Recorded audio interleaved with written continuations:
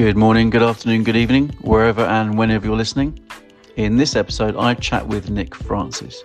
Nick is chairman and co-founder of Casual Films, and I've had Nick on the podcast before to talk about his book, The New Fire, Harness the Power of Video for Your Business. We flicked through the book again, and this time on the chapter, How to Write a Winning Brief.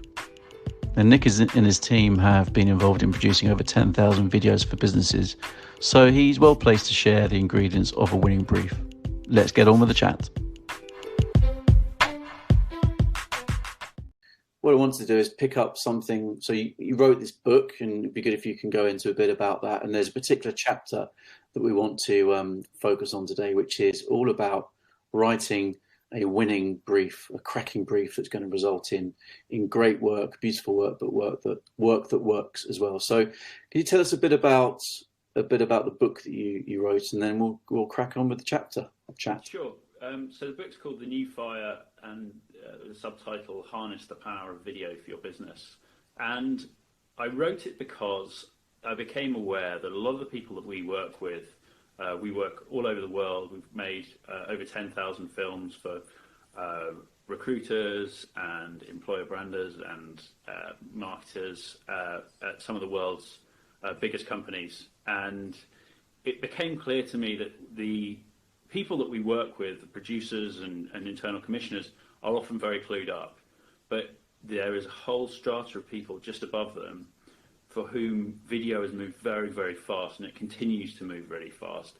And so their level of knowledge and level of understanding of this really, really fundamental tool that we all need to be using way more efficiently is just really is just not where it needs to be. So it started out as like a relatively kind of, almost like a kind of academic book about, the power of film and why film works as efficiently and effectively as it is.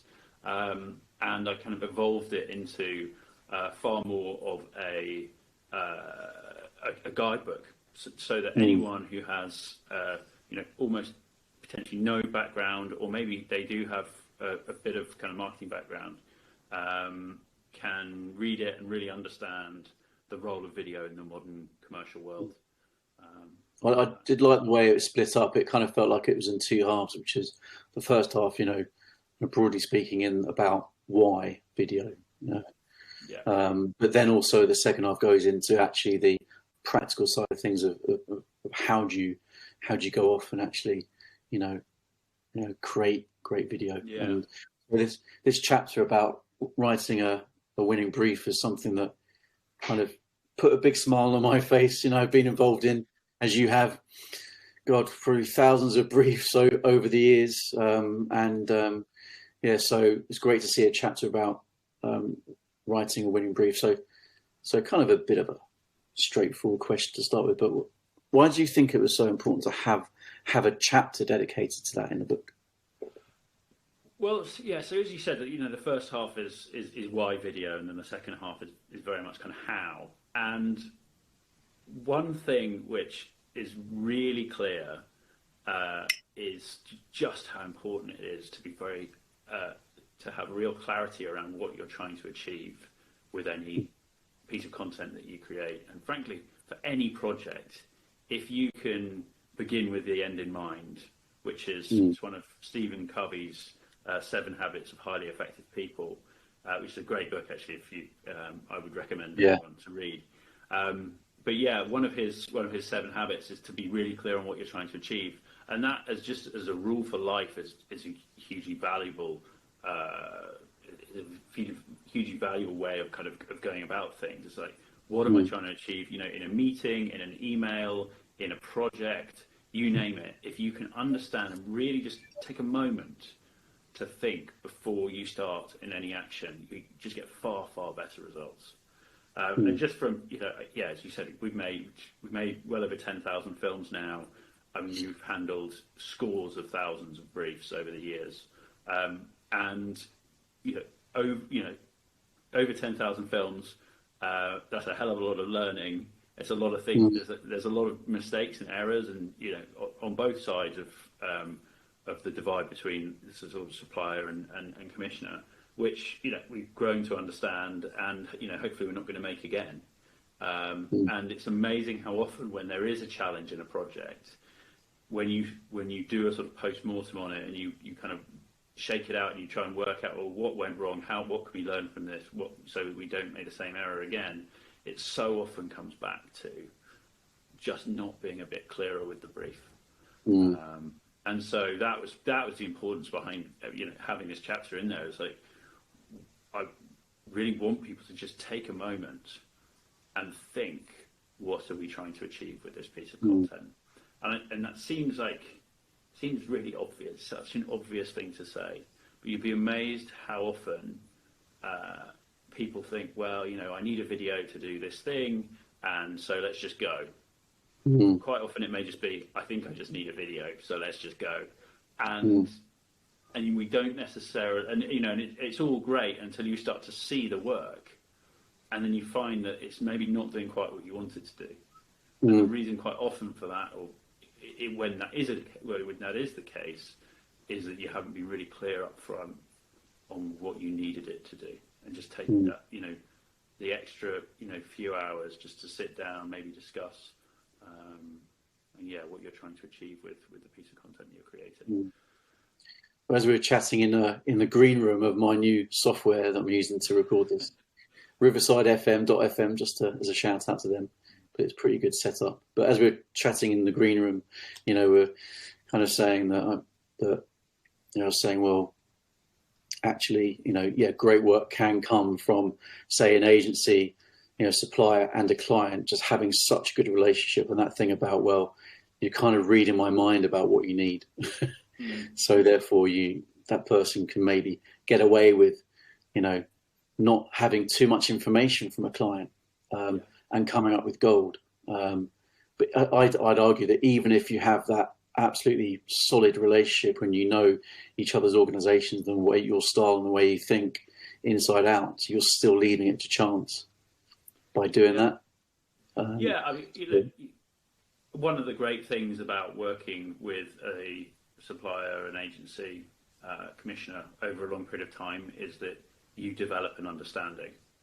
And of course, that people can read between the lines, they get what you want, but that's largely because so much of the brief, that is unwritten, is it's based on kind of an established understanding of what you need to achieve when you say, oh, I just need something to go here. So in a sense there's not necessarily a written brief specifically, but there's a shared understanding of what the thing that needs to go there is. Now, that's a great situation to be in. And, I was just flicking through the book again. And I think maybe in the chapter, maybe a little too militant in how clear I feel you have to be before you start. Because, for a filmmaker, for a creative, for someone who works in this space, when someone talks about what they're trying to achieve or starts discussing a brief casually, casually with a small c, then you can start to visualize it quite quickly if you work in the sphere.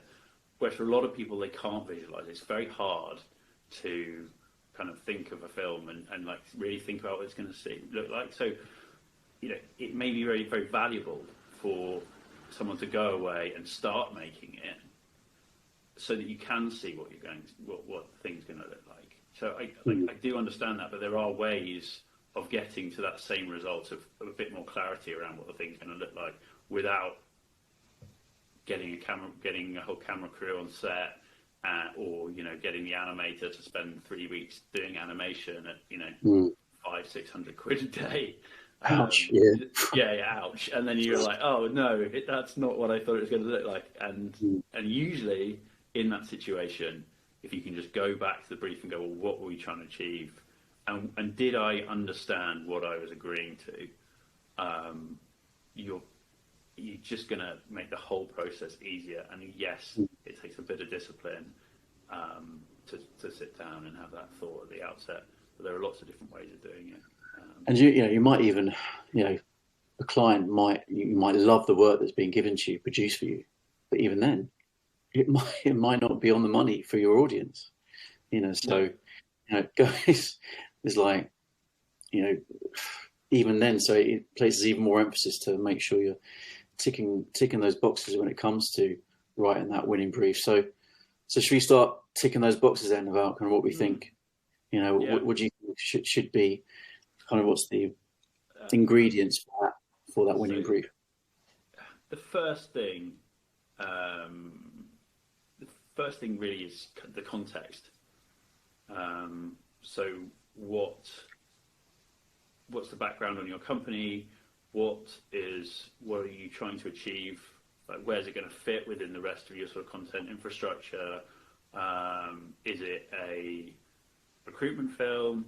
Is it a film to promote your new EVP? Like, what's it for? What is it? Like, what's the context of it?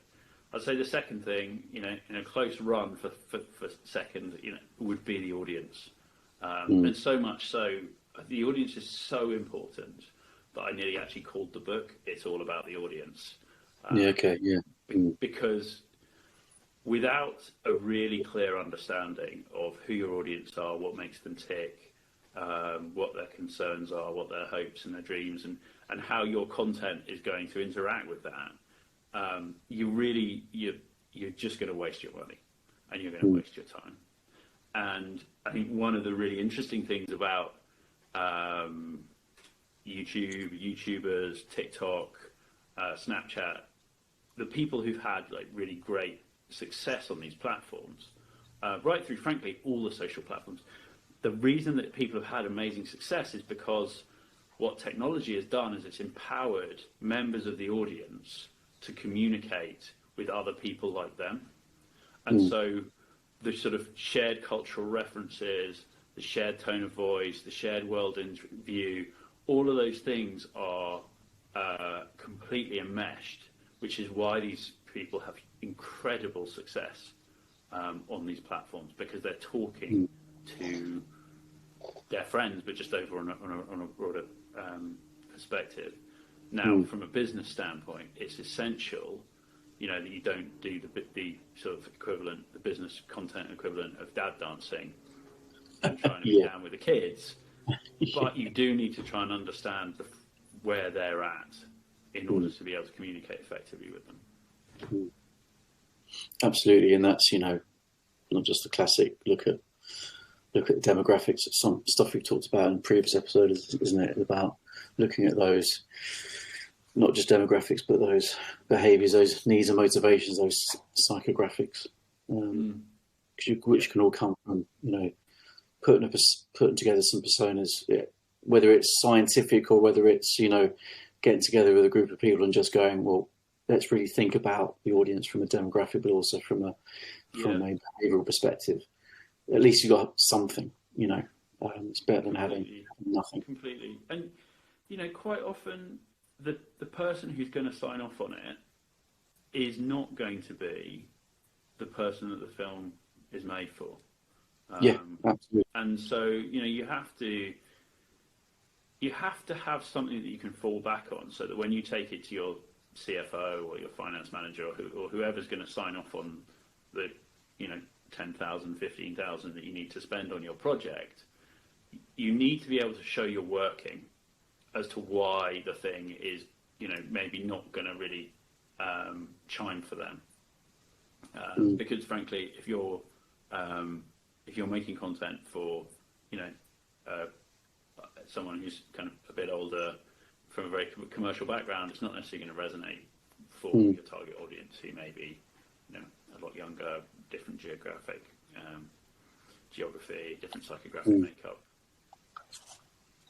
Nice. So yeah, that's another reason, I guess, to have a very clear brief, is that it gives you something to refer back on, and it allows you to show your reasoning behind the process that you've taken. So that's, and it's the process of figuring it out yourself, isn't it? As a person or as a part of a team that are putting that brief together, it's about going through those. I was doing it actually yesterday with a client. It's like, let's do it this way. So actually, by the time you get to the bottom, what you've done at the beginning helps inform the next step. Completely. And I think one of the challenges that some of the clients we work with have is that they feel like it's their job to write the brief, and actually, like, there's lots of people who can help you to write a brief, and great ideas can come from anywhere. So it can be really valuable just to get a few people around and like talk about it. You know, what have other people seen that they feel might work for what you're trying to achieve? You know, you may even want to speak to a supplier. You know, like lots of suppliers, I mean, don't obviously take advantage of this, but like lots of suppliers will work with you to refine your brief, and they'll probably will do it for free, because it's kind of part of winning the business. So, you know, don't feel that like, because you're going to be the client, you have to be the one who comes up with the brief completely, because people will help you. Because ultimately, what you're doing with a brief is you're coming up with a really great question, and the key for any really great answer, any really great outcome, is to have a really good question. That's why, you know, great interviewers make the big money, because being able to ask the right question at the right time is what will then spur really great responses. And that kind of, you know, in a sense, like a brief is kind of a call and response between a client and a supplier. Yeah, I think it's a really good point about calling upon other people to help write the brief. So I think so often it's the brief is seen as, I have the answer, I just need you to execute it, which isn't the case, I suppose, these days. And actually, you know, thinking about ways to actually do that, you know, is you know, I suppose especially these days, although it could be something even when there is some sort of normality, you know, in working life in the next few months or whatever, is jumping on the, you know, that Zoom call and actually having, say, I mean, God bless technology, having a Google document as a live document as you're talking, and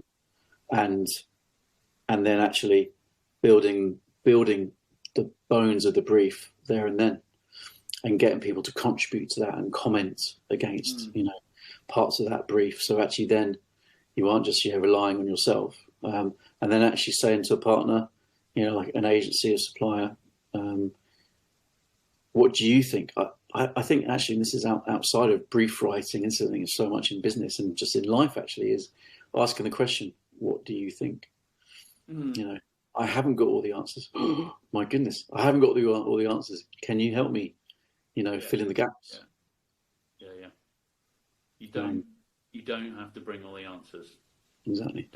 You know, and that would be a really great thing, you know, for anyone to consider in writing a brief. I mean, of course, you know, take time, do your best, but don't feel that you can't reach out to colleagues or to a supplier. But, I mean, so I guess number 3 would be, you know, you've got your context, you've got your audience. Number 3 would be, what do you want the audience to think, feel, and do as a result of consuming a piece of content? So ultimately, one of the things I love about, you know, corporate content, branded content, the type of work that we do, is that the reason we're doing it is to try and drive a very specific action. That may be for someone to sign up for more information about a job. It may be that they would apply for a different job role.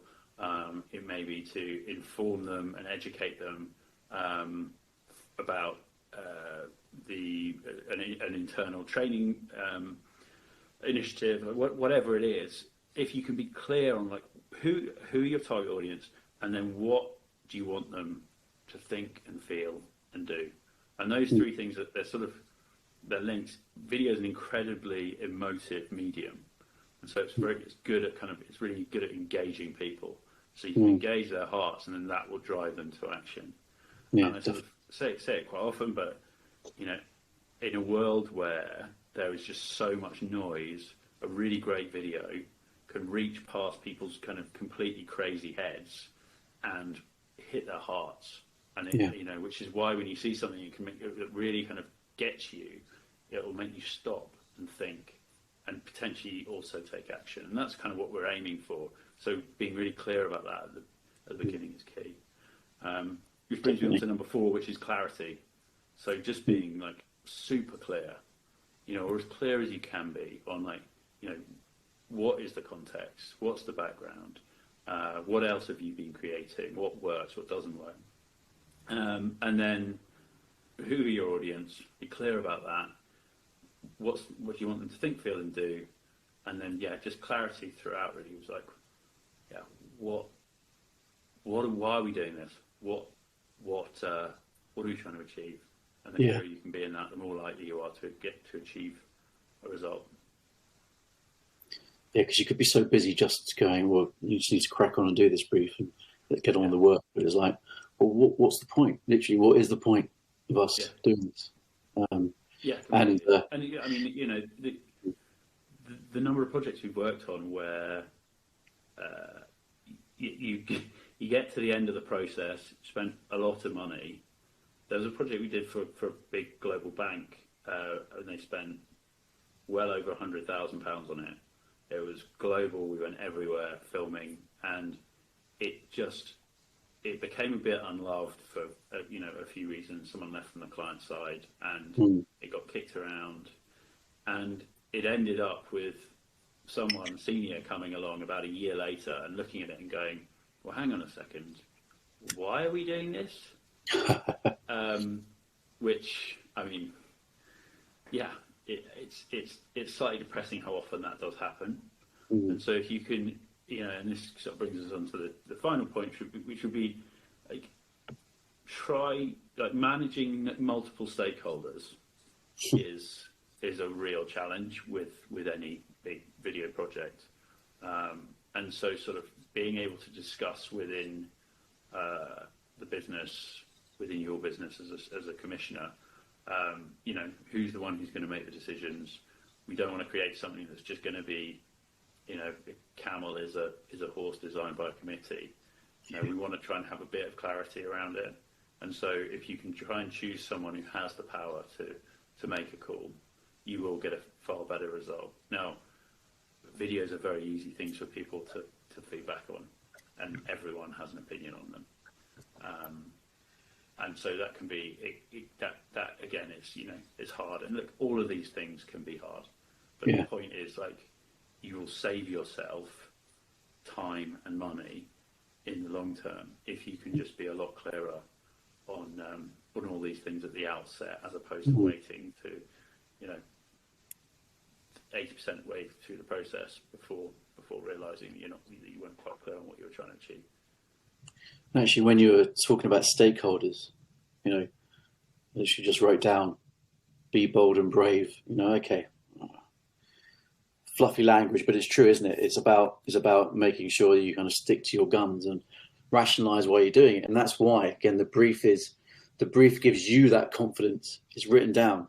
So we're doing this because of this, and this. I'm writing what people should think, feel, and do because I've just written about the audience, because I've just written about the context. Is that actually giving yourself confidence to go, this is the right way of doing it. So if you do have someone, understandably, maybe kind of a overarching budget holder or boss to the budget holder going, well, but why are we doing it that way? It could be easy to go, well, because it's the right thing to do. But having that confidence, because that person isn't necessarily involved in the whole process, so they wouldn't know what the point is. So that brief gives you that confidence, that swagger to go, to be bold and to be brave. To use the RADS terminology, I know the RADS are coming out. RADS shortlists are coming out next week, aren't they? But they talk about being. Was it be brave or is it for the brave? I can't remember. But you can only be that if you've got that brief, really. Completely. It gives you something that you can. So if someone who because ultimately, in a hierarchical organisation, if someone does come back and they're very senior and they say, well, hang on a second, if you can show you're working, then you have a far better chance of being able to mount a reasonable defence for why you've made the decisions that you have. And ultimately, it is producing great work is about bravery. or at least being willing to take a bit of a chance. There's so much noise in the market that if you just produce safe, if you produce work which everyone in your business kind of shrugs and goes, "It's all right," you save your money. Don't bother. I guess the other thing, on that is like, this isn't really a brief point, but just a sort of general kind of approach point. Is like, don't be afraid to iterate. I know, like, almost everything that we've just discussed is about like trying to be really clear in the kind of the original, the initial output. But like the great thing about the online world is that because it's so transient, because it's so accessible, you can put something up. See, if you're not sure if you're not sure if you should be doing something that's funny or you should be doing something that's sad, just to be really simplistic, like just do a little, like, test it. Like, see, absolutely. You could literally put two photos out and see like what makes the audience tick. Yeah. Like, put like a sort of something that encapsulates kind of more sad or more kind of, I don't know, emotive messaging, and then it's a bit funnier, and then just and test it. And then once you've got a response there, you can go, oh, well, our audience, like this kind of more emotive engagement with the brand is far more engaging for our audience. Therefore, that's where we should double down. It's a great book by a chap called Jim Collins, who wrote a book called Good to Great. It's a business book, but he also wrote another book called Built to Last. And in that, he talks about different businesses' approaches to innovation. And he said that the best innovators are businesses who they shoot bullets and they're constantly innovating, just shooting bullets everywhere. It's like just seeing what hits. And they don't shoot cannonballs until they actually hit something. And so when they hit something, they're like, great, that's working. Well, let's go for it. And they then fire cannonballs. And like, in a sense, that's sort of the approach that you can take with your content in the modern world. Is like, if you're not sure, if you are sure, go for it. If you're not sure, just try, just test it. See the kind of things that resonate for your audience and go from there. So your brands can learn a lot from influencers or content creators, whichever term you want to give them, is that they literally do that all the time. Where and it's just a natural instinct, because we're all like that on social. If we are involved in publishing content on social and sharing our life or our work, or creating work for social, is those dopamine hits of seeing your content being engaged with. So you're naturally geared to being curious about what works, and that's what influencers and content creators do so well with, is being absolutely wired into how the people they're wanting to engage with are engaging with their content. Completely. And there's two reasons why building an online audience takes months and years to get it to where you really want it to. Is of course over time you just attract people to your communications, but also if you watch one of the big YouTubers or any brand who's built a decent following on YouTube, the early videos are just not like the later videos. It's just not, because they're constantly learning. It's like, oh, when I say this like that, we get more engagement.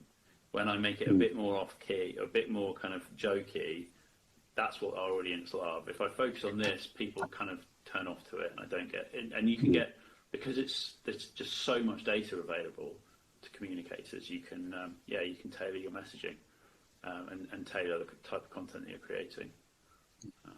Just don't do it with cannonballs. Do it with bullets to start with. Just do it with bullets. Do it with bullets. Yeah, absolutely, absolutely. Yeah. And that can be used as part of the whole development phase process as well, isn't it? Let's not get everything.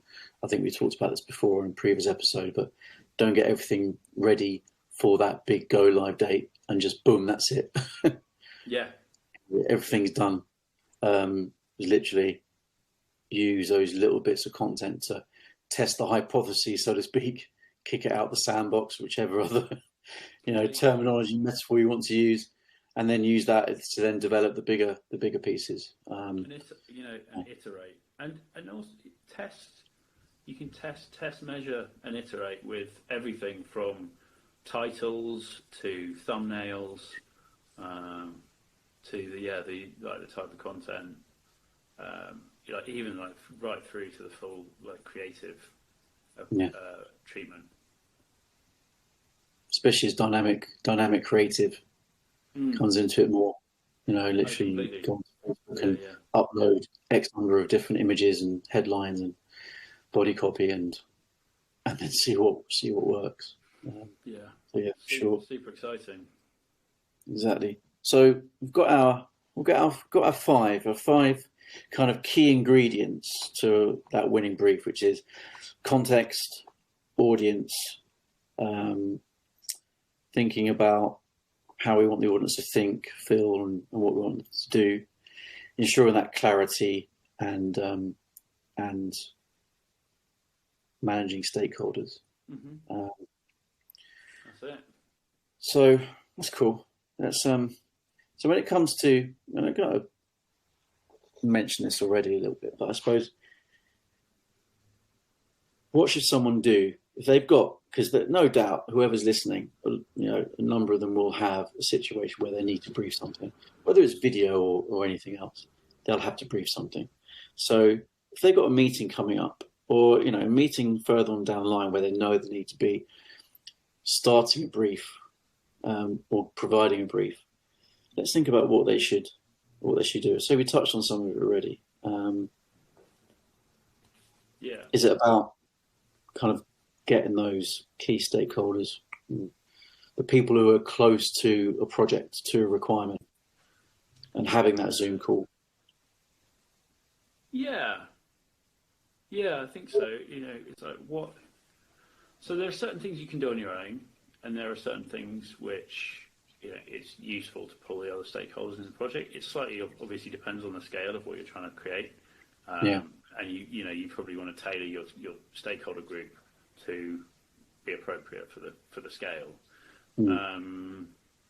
I'd say from a kind of personal standpoint, you can start to pull together a few links to your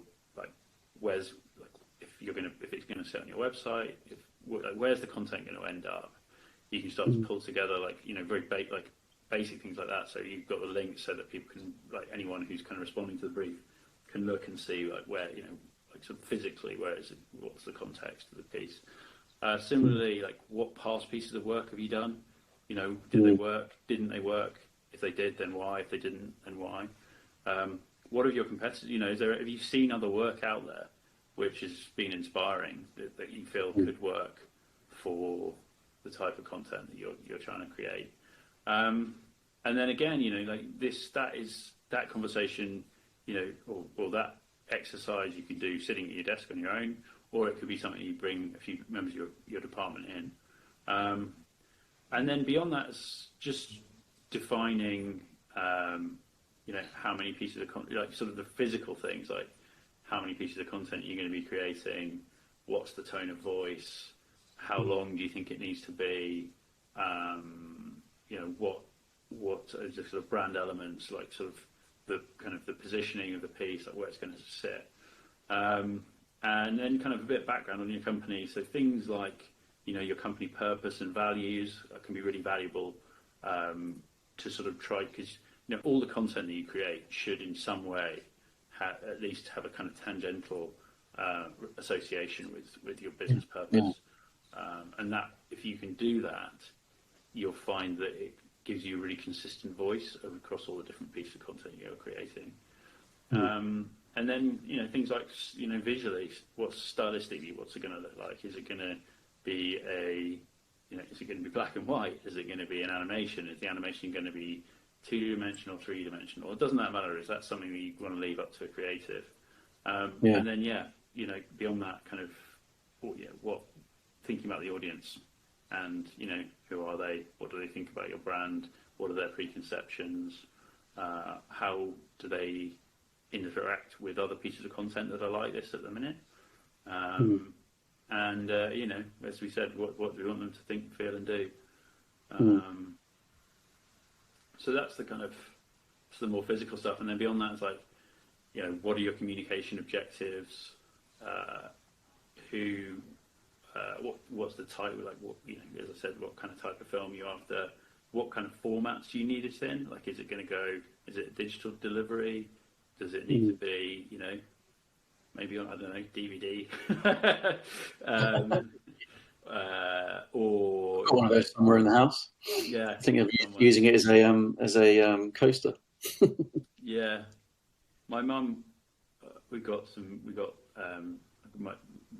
young daughters, and my mum keeps sending CDs with music on them for them to listen to, and I'm like, no, I literally don't have a CD player in the house. So, anyways, this is digression, but what's the format it's going to be? Is it going to be on your YouTube channel, or is it going to be projected, in 8K, like massive resolution up on the side of a building? That can be really useful information to understand. What's your internal approvals process going to be? Like, who are those stakeholders? Who's going to sign off on it? And then, I think an idea of the budget.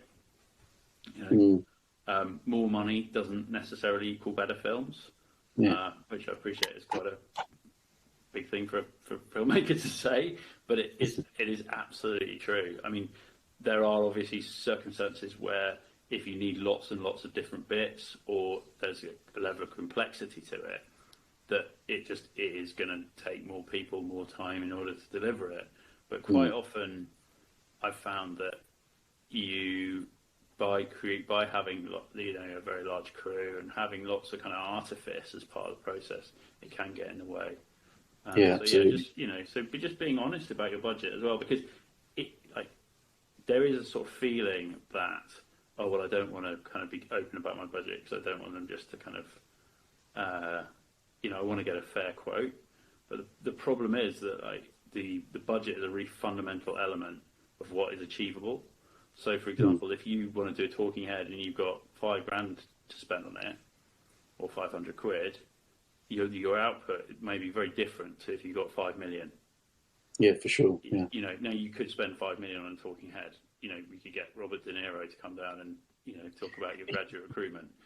It's not, obviously I'm being a little facetious, but you see how actually the film that you're going to make for 5K is going to be very different to the same film, same brief, everything the same pretty much, apart from the fact that you've got 25K to spend. And I guess where the difference would be in the amount of kind of research and background and production that can go into finding exactly the right story, exactly the right creative treatment that's really going to resonate for your audience. Yeah, nice. Yeah, absolutely. And then if they say there is a meeting going on, let's say there's a meeting that's about maybe putting together a brief, I find that actually, if you're an individual that's leading that brief, is to actually just start by, to open up the Notes app on your iPhone, or whichever phone you use, and just dumping stuff in there. So as and when you've got ideas about things, you just put them into your notes. Use Evernote or whatever you like to use, but just have a place where actually it doesn't matter what it looks like. You're just dumping ideas in there. Yeah. Because then actually when you go back to it and you maybe need something to take to a group of people saying, let's create this brief together, you've got a good starting point. And actually, I think it frees you up to just not make it perfect to start with, just get things down. And if you hesitate, then you probably end up not doing it. So I think to have something there, which is your kind of mind dump place, mind bin of ideas, is I think a decent starting point. And then you take that, to that meeting and going, let's get, say, that Google Doc up on screen, and let's actually start populating it now in that meeting based on your ingredients, your framework that you've given. Leave that meeting, get people to complete it, add comments and questions to it, and then you'd be amazed. Actually, you might have the finished brief by doing that, or you then bounce it to a supplier, an agency, to say, look, this is as far as we've got. What do you think? Yeah. That's going to give you a pretty robust brief, isn't it? Really. Completely. And take your time over it. Do mull it over. Do think about it in the shower. Because ultimately, as I said, you're creating a question that someone's going to answer, right? And so the better the question, the clearer the question, the more reflective of what you're trying to achieve in the question, the better the answer that you're going to get. Exactly. And also, look, ultimately, this is cool. It's fun. It's like this is the start of the process, right? You're going to get to the filmmaking and all the more kind of dynamic and exciting stuff very, very shortly. But you'll be far happier with the finished result if you can do this work up front, as opposed to kind of like trying to do it on the fly and kind of evolving the concept as you work through the process. Yeah, definitely. Actually, maybe we end with what you've got on page 134 of your book, which is the second page of chapter 6 of Writing a Winning Brief, and you've got the cartoon. This is great. It's how to write a creative brief. Yeah. So you've got this guy, obviously, I don't know who's the, Tom Fishburne, who's a well-known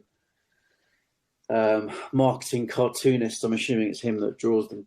And he's got this guy at his Mac book. Start by copying an old brief, and he's thinking, replace beer with cereal. Add a lofty but a vague objective, and he's thinking, in quotes, authentically engage with customers.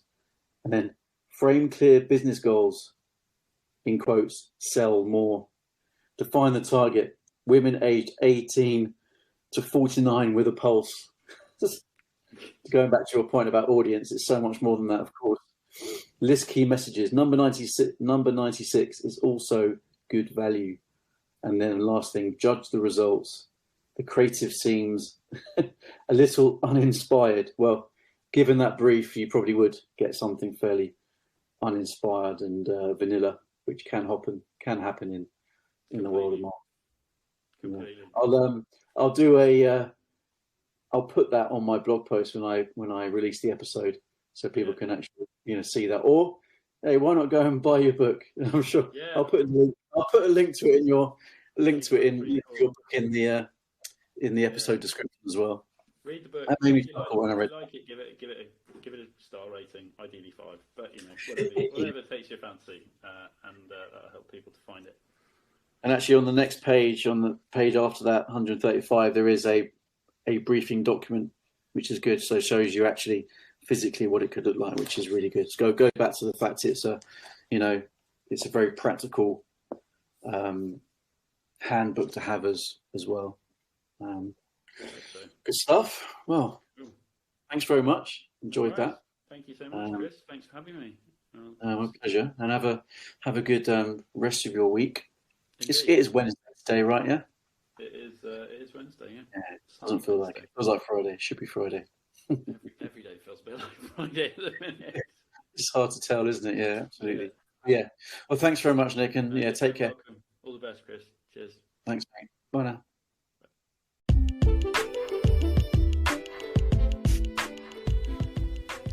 Thanks for listening, and don't forget to follow or subscribe for the latest episode drops.